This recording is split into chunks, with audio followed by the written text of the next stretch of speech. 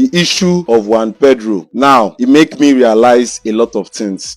And thank God, one of the fans, shout out to you, my guy. You sent me this video to understand, say yes, so it might be a phase, but on the long run, it might come out good for us. Now, watch the video. Joao Pedro is the victim of his own blistering start at Chelsea. Because if there's one thing Chelsea fans should have learned about Brighton signings, if they've learned anything from Cucurella, if they've learned anything from Caicedo, if they've learned anything from Colwill, if they've learned anything from Bob Sanchez, it's that not a single player Chelsea have taken from Brighton and Hove Albion has been a bad signing. What there has been is slow burning, delayed explosions. Players whose ignition takes at least a season. Yes, it really doesn't help that Chelsea's other strikers are two inconsistent 20-year-olds. They are all learning their craft whilst competing in the best competitions available. In another timeline, Chelsea keep Nicholas Jackson as the older, more consistent chaos outlet whilst Joao Pedro develops in the shadows. And yes, Joao Pedro is another one of those modern forwards who drives you insane. Is he a 9? Is he a 10? Just like Nkunku, just like Felix, just like Havertz. And so when the goal contributions do dry up, when it's 15 games for example, the discourse writes itself. But those glimpses from the Club World Cup I think should be enough to give him that time. And there's no surprise for me, this dry patch has come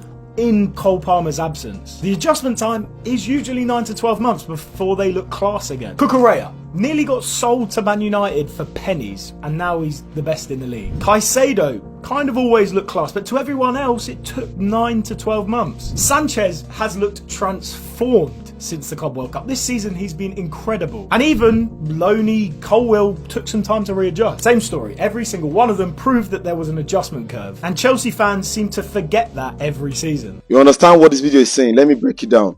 Now, when Chelsea signed Marco Correa from Brighton, he didn't really get that form. And yes, we almost sold Marco Correa at some point to Man United. Now, thank God, and he didn't really won't go the Devil's camp. Now, he might make Marco Correa still there for Chelsea up till now.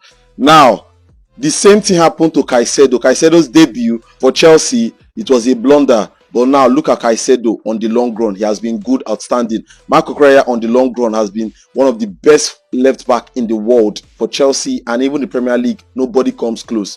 Now, Robert Sanchez from Brighton also.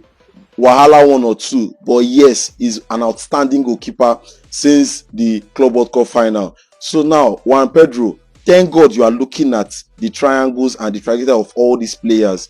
On the long run, they became beasts. They became very good players. So let me be able to understand that on the long run, you will come clean and you will come good for us.